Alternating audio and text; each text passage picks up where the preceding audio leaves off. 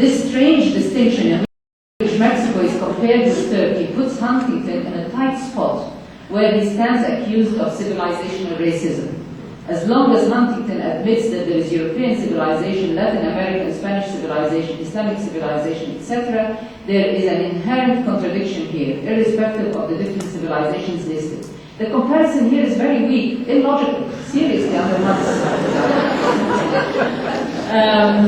At another point, just to give you another example, Huntington says that if you go back in history, during the World War II, at the end of World War II, the world emerged with America as the central power, and then France and Germany and Britain in the center around this hierarchical structure as this, if you like, second layer of power.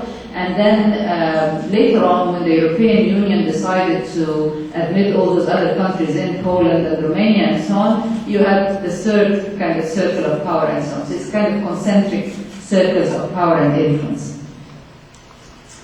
And the translator says, the system of concentric circles as well as member states and founding original member states proposed by Huntington is hierarchical in nature and does not reflect a given state's view of itself or of other states. It is also a system that is based on inequality. And finally, the explanation of these divisions is not convincing. So at every turn, it's amazing, right throughout the book, not only does he actually engage with the argument and tell you, it doesn't, for example, it doesn't reflect the country's own views of themselves, but always finishes with saying it's not convincing, it's not coherent, it's not.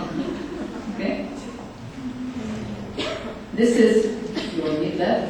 This is the back cover, having deconstructed the book completely through footnotes and introductions and so on. And on the back cover then it says, we are pleased to make available to our readers Samuel Huntington's The Clash of Civilizations and the Remaking of World Order, which appeared in 1996. This is an elaboration on the article he published in Foreign Affairs under the title The Clash of Civilizations. According to the book, not us, the author has addressed shortcomings of the article. In this book, the author says that he offers considerable evidence.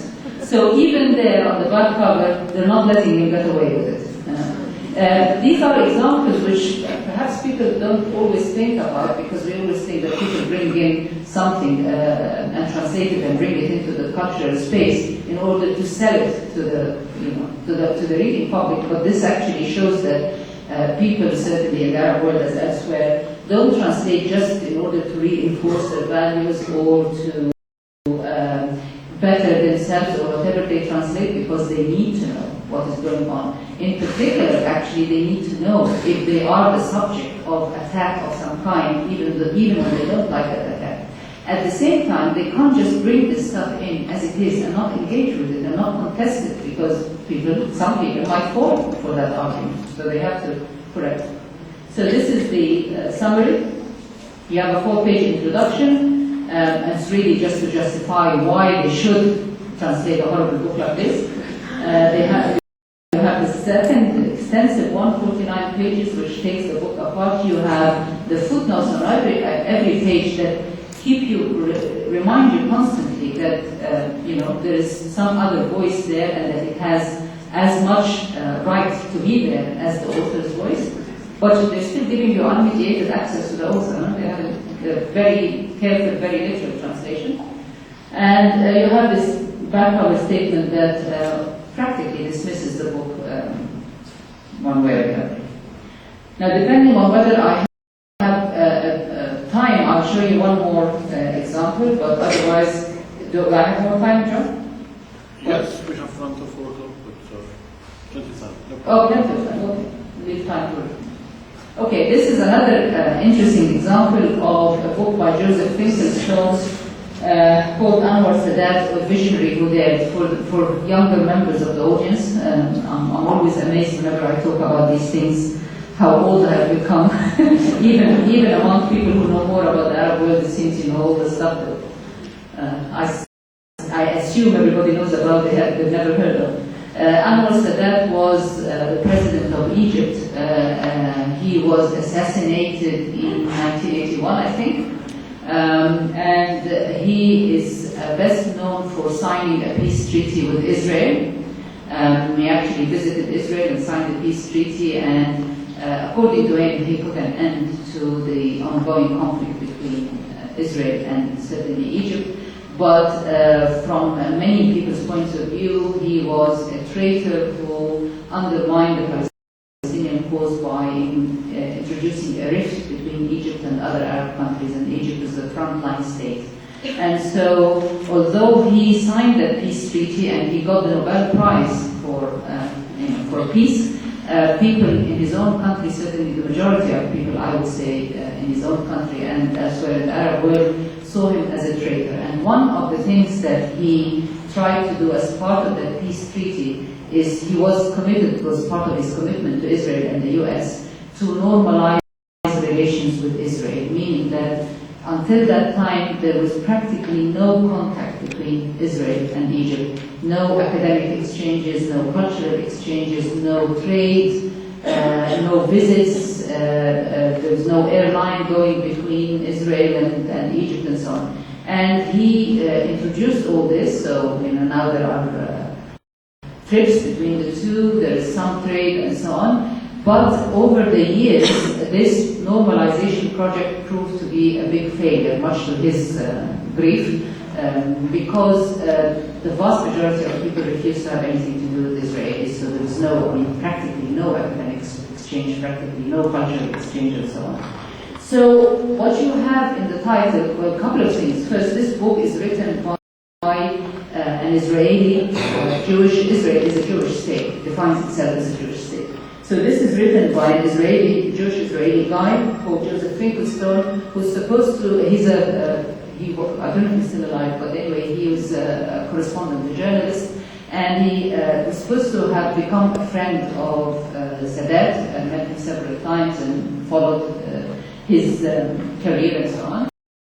And when Sadat died, he wrote a book about him as a person and what he had achieved and so on. It's a very complimentary book, as you can see from the title, A Visionary Who Dared. That title suggests that he had the insight.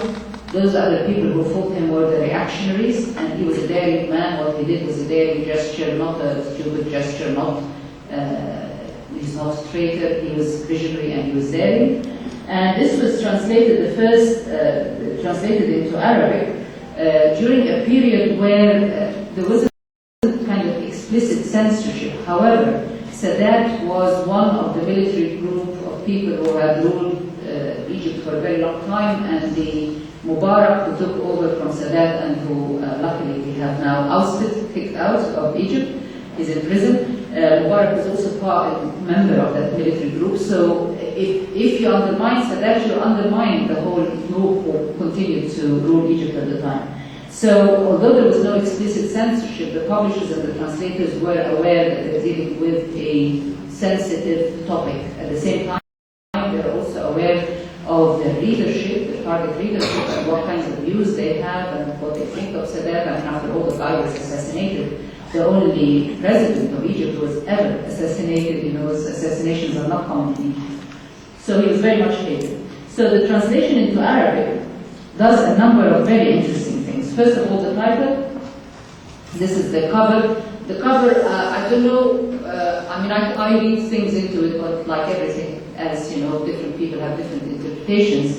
And I used to say that, we'll get to the title in a minute, that the replacement of the image with the image of Sadat as a military man that's very much a military garb, clashes with the notion that he was a messenger of peace, as it were, undermines that a bit. But I'm told by people who know that kind of culture better that also this, what you call it, a medallion type image in the original is reminiscent of the Roman military Caesar. For me, I didn't get that. So there is an element of that as well in the original. Perhaps it is just Cranston here. But the most interesting thing, those of you who can read Arabic, as one or two I know, you can read the title Sadat, and then in Arabic on the cap, Wahm al-Tahadi. Literally, Anwar Sadat, The Illusion of Challenge. It's a very different title. And this is like a lot of books that are translated under censorship conditions. Often there is a little like coded messages that particularly the elite and the intelligentsia can pick up. And this says to the Arab reader, certainly somebody like me, you and I know the guy was deluded. He challenged us, he didn't get away with it, we didn't do what he wanted us to do. So this is not a visionary, this is a deluded guy. So this is the first major intervention, and it's such a huge difference in the title. You know? Secondly, the back cover is very interesting. Even if you don't have any Arabic, you can see that the English back cover is full, very full. There's an awful lot of text. The Arabic back cover, which is double-spaced, you know, the letters are extended, actually has very few words. The English back cover tells you all about the book and what it's about, and about Sadat, and about the author, and it tells you a lot to selling the book to you. This is almost the whole of the Arabic back cover. The first thing is the author, Joseph Finkelstein, religion, Jewish. That's not in the original. Nationality, Israeli. Works as a journalist for the Jewish Chronicle, So immediately it says coded message again to the Arab. We're in conflict with this country, you know, but people are dying every day, and this guy went and did a peace treaty. You know, careful how you read this, because it's not an impartial author. And then describing the book, this is the first book written by a Jew about an Egyptian president, and it's totally objective in its presentation of points of strength. So again, it's kind of, it says the opposite of what you know it means.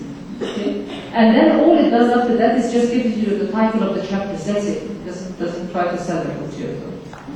Interestingly as well, there is an introduction in Arabic, of course, to the translation, and the introduction is by the publisher, not by the translator or some intellectuals in the other case. And the thing about the introduction is that it is just far, far too positive, in a way that you immediately think this is tongue-in-cheek. So it says things like, Anwar Sadat, may he rest in peace, was truly one of the most prominent political symbols of the 20th century. Writers may compete and attempt to outstrip each other in describing the genius of this man and his loyalty to his country. This is kind of making fun of the guy, essentially. But they will never be able to give him his due. And if some would condemn some of Sadat's policies, not us, and statements, this does not in any way belittle the achievements this man offered his country and so on. So the Arab reader, again, this is the first bit of the introduction, you immediately realize this is tongue-in-cheek. This is saying, you know, and we know that this guy, you know, we don't agree with his policies, but we're not going to say it, and we're going to praise him so highly that you will realize that we're making fun of him.